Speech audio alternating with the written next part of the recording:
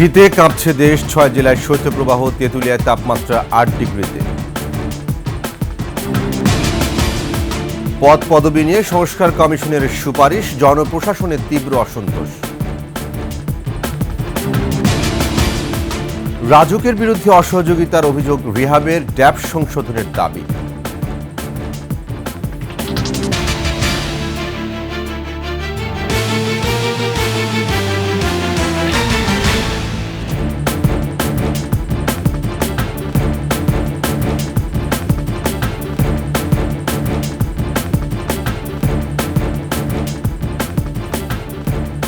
শুনছিলেন সংবাদ শিরোনাম, আমন্ত্রণ ২১ সংবাদের সাথে আছি আমি ওয়াহিদুজ্জামান। দর্শক, ২১ টেলিভিশনের সংবাদ একই সাথে সরাসরি দেখতে পাবেন আমাদের ফেসবুক পেজ www.facebook.com/2124 এছাড়া সাবস্ক্রাইব করতে পারেন www.youtube.com/21 চ্যানেলে।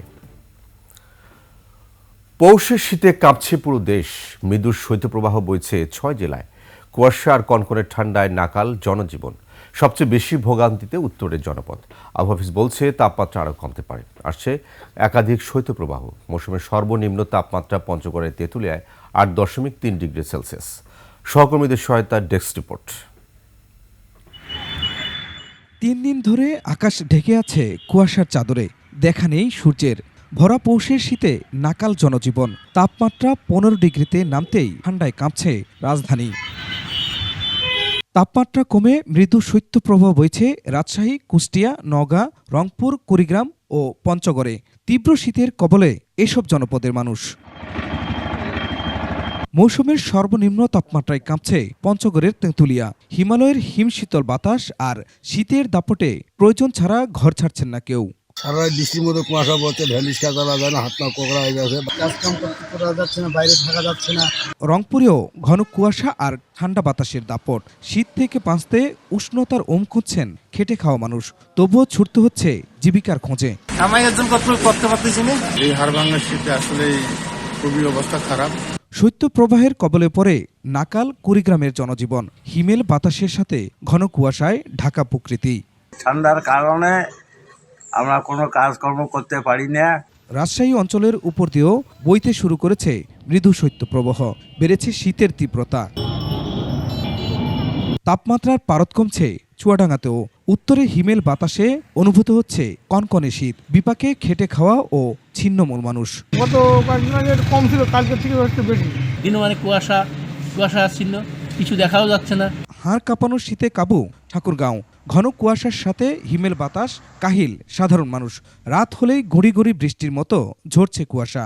ঠান্ডা বাতাস খুব কষ্ট লাগে। উত্তরে হিমেল হাওয়া ও তীব্র শীতে পাবনার জনজীবনেও নেমেছে স্থবিরতা। দিনের বেশিরভাগ সময় মিলছে না সূর্যের দেখা। যারা বৃদ্ধ তাদের চলাচল যাতায়াত অসুবিধা হচ্ছে। মুকুল খান, ডেস্ক রিপোর্ট, ২১ টেলিভিশন। অবিলম্বে ডাকসু নির্বাচনের দাবি জানিয়ে বিক্ষোভ করেছেন ঢাকা বিশ্ববিদ্যালয়ের শিক্ষার্থীরা। বৃহস্পতিবার রাত ১২টার দিকে উপাচার্যের বাসভবনের সামনে তারা এই কর্মসূচি পালন করেন। সিন্ডিকেট সভায় কেন্দ্রীয় ছাত্র সংসদ নিয়ে আলোচনায় উপাচার্যের সঙ্গে ছাত্রদল নেতাকর্মীদের বাকবিতণ্ডার প্রতিবাদে তাৎক্ষণিক বিক্ষোভের ডাক দেন সাধারণ শিক্ষার্থীরা। এ সময় ৭২ ঘণ্টার মধ্যে ডাকসুর রূপরেখা প্রণয়নের আলটিমেটাম দেন তারা। শিক্ষার্থীরা বলেন, যারা ডাকসু বন্ধের চেষ্টা করছে তাদের বিরুদ্ধে কঠোর পদক্ষেপ নিতে হবে। বিশ্ববিদ্যালয়ের হলে আর কখনো গেস্ট রুম ও গণরুম সংস্কৃতি চালু করতে দেওয়া হবে না বলেও জানান তারা। ৭২ ঘন্টার মধ্যে যদি রোডম্যাপ ঘোষণা করা না হয় তাহলে কঠোর থেকে কঠোরতর আন্দোলনে আমরা যাব। কর্তৃত্ববাদী পলিটিক্সের বিরোধিতা করে, প্রোটোকল পলিটিক্সের বিরোধিতা করে, চাঁদাবাজি, টেম্পেস্টেনবাজি, কবরস্থানে চাঁদাবাজির বিরোধিতা করে। ঢাবির শিক্ষার্থীরা খুব ভালো মতোই জানে কিভাবে সেটা আলমকে রুখে দিতে হয়। আমরা ঢাবির শিক্ষার্থীরা নতুন করে আর কোনো দামে তৈরি হতে দিতে পারি না। জনপ্রশাসন সংস্কার কমিশন প্রস্তাবিত সুপারিশ নিয়ে বিরাজ করছে তীব্র অসন্তোষ। জবাবদিহি ও সেবামূলক জনপ্রশাসন সৃষ্টি করে হয়রানি মুক্ত সেবা নিশ্চিত করাই কমিশনের মূল লক্ষ্য হওয়া উচিত। তা না করে পদ পদবি নিয়ে সুপারিশ করার চেষ্টা হয়েছে সংকট। এসব কথাই বললেন জনপ্রশাসন বিশেষজ্ঞরা। মানিক শিকদারের রিপোর্ট। 5 আগস্ট গণ অভ্যুত্থানের পর রাষ্ট্র সংস্কারে গুরুত্ব দিয়ে অন্তর্বর্তী সরকারের পক্ষ থেকে সংবিধান, দুর্নীতি দমন কমিশন, পুলিশ, বিচার বিভাগ ও জনপ্রশাসন সংস্কার কমিশন সহ গঠন করা হয়েছে 15টি কমিশন। সংস্কার কমিশনগুলোতে কাজের অগ্রগতি থাকলেও জনপ্রশাসন সংস্কার নিয়ে জটিলতা দেখা দিয়েছে। শিক্ষা ও স্বাস্থ্যকে ক্যাডারে অন্তর্ভুক্ত না রেখে আলাদা রাখার জন্য জনপ্রশাসন সংস্কার কমিশন যে সম্ভাব্য সুপারিশ করতে যাচ্ছে তা নিয়েও তীব্র আপত্তি তোলা হয়েছে। আমরা মনে করছি যে আমরা কমিশনের সাথে আরেকবার বসার সুযোগ দিতে চাই। একইভাবে উপসচিব পদে পদোন্নতির ক্ষেত্রে প্রশাসন ক্যাডারের কর্মকর্তাদের জন্য 50% ও অন্য ক্যাডারের জন্য 50% করার বিষয়ে কমিশনের সুপারিশ নিয়ে প্রশাসন ক্যাডারের কর্মকর্তাদের মধ্যে তীব্র আপত্তি উঠেছে। এ পরিস্থিতিতে জনপ্রশাসন বিশেষজ্ঞরা বলছেন, প্রশাসনকে দুর্নীতিমুক্ত ও জনগণ হয়রানিমুক্ত সেবা কিভাবে পাবেন সে বিষয়ে সংস্কার প্রয়োজন। সংস্কার কমিশনের কাজ হচ্ছে আপনার জবাবদিহিতামূলক এবং সেবামূলক একটা জনপ্রশাসন সৃষ্টি করে, কিভাবে জনপ্রশাসনটা তাদের সার্ভিস ডেলিভারি ভালোভাবে দিতে পারে, জনগণ হয়রানিমুক্তভাবে তাদের সেবা পাইতে পারে, আপনার দুর্নীতিমুক্ত করা যায় কিভাবে, এইটা জনসংস্কার কমিশনের মূল কাজ। কিন্তু তারা এই কাজ রাখে আপনার যেটা নাকি আপনার এই ক্যাডার বিরোধ, এটা কিন্তু আজকের না, বহু পুরানো বিরোধ, এবং এটা সহজে মিটানোরও না। উপসচিব পুলে প্রশাসন ক্যাডারের জন্য 50% কোটা রেখে অন্যান্য 25টি ক্যাডারের জন্য 50% পরীক্ষার ভিত্তিতে নিয়োগ এবং শিক্ষা ও স্বাস্থ্য ক্যাডারকে সিভিল সার্ভিস থেকে আলাদা করার সুপারিশ নিয়েও জটিলতা বাড়বে বলে মনে করছেন সাবেক জনপ্রশাসন কর্মকর্তারা। প্রত্যেকেরই ব্যক্তিগত যে রেকর্ড, যেটা সারা জীবনের চাকরি, সেগুলোর ভিত্তিতে একজন অফিসারকে মূল্যায়ন করা, এটাই বোধহয় ঠিক। এই পরীক্ষাটা করতে গেলে পরে আরেকটা দিক উন্মোচিত হবে, আরও অনেক ঝামেলা হবে, তখন শোনা যাবে প্রশ্নপত্র ফাঁস হয়ে গেছে। আর আপনার এই লিখিত পরীক্ষা এইভাবে নিয়ে তাদের মেধা যাচাই করতে পারবেন, কিন্তু যোগ্যতা এবং অভিজ্ঞতা, দক্ষতা, এটা তো হবে না। প্রশাসন চালাতে শুধু মেধা নয়, অভিজ্ঞতা ও দক্ষতার প্রয়োজন। তাই এ বিষয়ে আরও সতর্কতার আহ্বান বিশেষজ্ঞদের।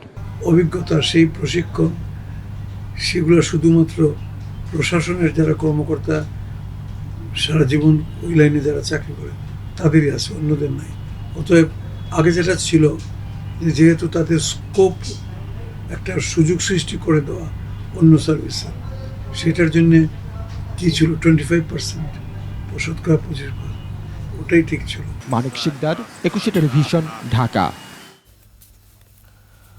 আবাসন খাতে রাজুকের অসহযোগিতার অভিযোগ তুলেছে real estate and housing association of Bangladesh, rehab.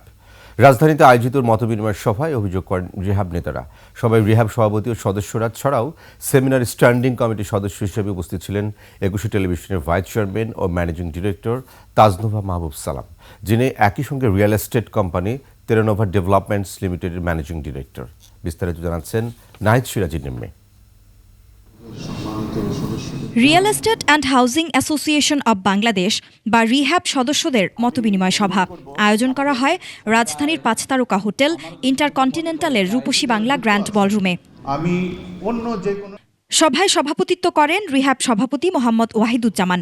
আবাসন খাতের নানান বিষয় নিয়ে আলোচনা করেন সদস্যরা। রাজুকের অসহযোগিতার অভিযোগ তুলে ভবন নির্মাণের নতুন আইন ড্যাব সংশোধনের দাবি জানান তারা। ড্যাব সংশোধনের জন্য, এই বিধিমালা সংশোধনের জন্য তাদের পাশে আছি। যে কেউ ইচ্ছা করলে যে আমাদেরকে নিয়ন্ত্রণ করবে বা ডাইরেক্টিভস দেবে বা আমাদের স্বার্থের বিরুদ্ধে কোনো কিছু করবে, সেটা করতে দেওয়া যাবে না। রিয়েল এস্টেট সেক্টরকে স্ট্রং করতে হলে আমাদের সকলের একসাথে কাজ করতে হবে। একসাথে কাজ না করলে আমরা আসলে আগাতে পারবো না এই সেক্টরটা নিয়ে। সো আমরা রাজুক হোক, সব কিছু মিলিয়ে আমাদের রিহ্যাব, আমাদের গার্ডিয়ান রিয়েল এস্টেটের, সো তাদেরকে আমরা সহযোগিতা করব, এই কমিটিকে সহযোগিতা করবো ইনশাআল্লাহ। পর্যায়ক্রমে সভায় কথা বলেন রিহ্যাবের সিনিয়র সহ সভাপতি সহ অনেকে। সরকারের প্রত্যেকটা জায়গায় আমরা এই ড্যাবের জন্য গেছি এবং চেষ্টা করেছি। সর্বশেষ আপনারা জানেন, মেলাতে রাজুকের চেয়ারম্যান একটা ডিক্লেয়ার দিয়েছে যে আগামী 15 দিনের মধ্যে উনি এটা মন্ত্রণালয় পাঠাবে। আমরা ড্যাপটাকে কারেকশন চাচ্ছি। ঢাকা শহরে বিশেষ করে একটু ড্যাপ নিয়ে বিল্ডিং হাইটের ক্ষেত্রে বৈষম্য হচ্ছে। জমির স্বল্পতা রয়েছে এই দেশে, মানুষ অনেক বেশি, আবাসনের সংকটও অনেক বেশি। যদি আমরা ভার্টিক্যালি উপরের দিকে যেতে না পারি তাহলে হবে কি আমরা সবার জন্য আবাসনটা করতে পারবো না। এছাড়া সেমিনার স্ট্যান্ডিং কমিটি হিসেবে উপস্থিত ছিলেন ২১ টেলিভিশনের ভাইস চেয়ারম্যান ও ম্যানেজিং ডিরেক্টর তাসনুভা মাহবুব সালাম। রিয়েল এস্টেট কোম্পানি টেরানোভা ডেভেলপমেন্টস লিমিটেডের ম্যানেজিং ডিরেক্টর হিসেবেও দায়িত্ব পালন করছেন তিনি। তার এই রিয়েল এস্টেট কোম্পানি বাংলাদেশের সেরা এবং সফল রিয়েল এস্টেট কোম্পানিগুলোর একটি। বাংলাদেশের আবাসন খাত নিয়ে তাসনুভা মাহবুব সালাম বলেন, রিয়েল এস্টেট সেক্টরের উন্নয়নে সকলকে একসঙ্গে কাজ করতে হবে। আবাসন খাতে আসলে আমাদের বিগত বছরগুলোতে আমরা অনেক ডিফিকাল্টিস ফেস করেছি, সেটা হোক রাজুক নিয়ে। তো এগুলো ইনশাল্লাহ আমরা যাতে সলভ করতে পারি, বিকজ এই জিনিসগুলো সলভ না করলে আমরা সামনে আগাতে পারবো না রিয়েল এস্টেট সেক্টরটা। সো রাজুকের সাথে অনেকবার বসা হয়েছে এবং সামনে এই ড্যাপ নিয়ে আমাদের বিশেষ কাজ আছে এবং যেটা জমি একত্রীকরণ হতে পারে, সব কিছু মিলে we are trying to solve this matters and সামনে আরও ভালোভাবে যাতে কাজ করতে পারি, সবাই মিলে কাজ করবে। লন্ডনে আইন বিষয়ে পড়াশোনা করে বর্তমানে দেশে ব্যবসার পাশাপাশি আইন পেশাতেও যুক্ত রয়েছেন। একই সঙ্গে দ্য ল স্কয়ার নামে একটি ল ফার্মে ব্যারিস্টার সাইদুল হক দিনারের সাথে কাজ করছেন তিনি। এছাড়াও গত বছরের ৫ আগস্ট ছাত্র জনতার গণ অভ্যুত্থানের পর ২১ টেলিভিশনের ভাইস চেয়ারম্যান ও ম্যানেজিং ডিরেক্টর হিসেবে দায়িত্ব পালন করছেন তাসনুভা মাহবুব সালাম। নাহিদ সিরাজি নিম্মি, ২১ টেলিভিশন, ঢাকা। শেষ করছি ২১ সংবাদ। যাওয়ার আগে সংবাদ শিরোনামগুলো আরও একবার। শীতে কাঁপছে দেশ, ৬ জেলায় শৈত্যপ্রবাহ, তেঁতুলিয়ায় তাপমাত্রা ৮ ডিগ্রিতে। পদ পদবিনিময় সংস্কার কমিশনের সুপারিশ, জনপ্রশাসনের তীব্র অসন্তোষ। রাজুকের বিরুদ্ধে অসহযোগিতার অভিযোগ, রিহ্যাবের ড্যাব সংশোধনের দাবি।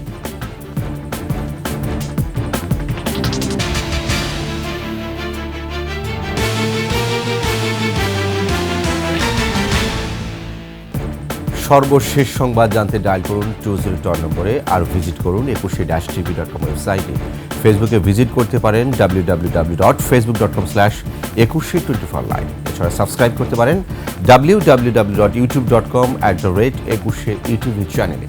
এতক্ষণ সঙ্গে থাকার জন্য ধন্যবাদ। পরবর্তী সংবাদ দুপুর ১টায় দেখার আমন্ত্রণ রইল। ২১-এর সাথে থাকুন।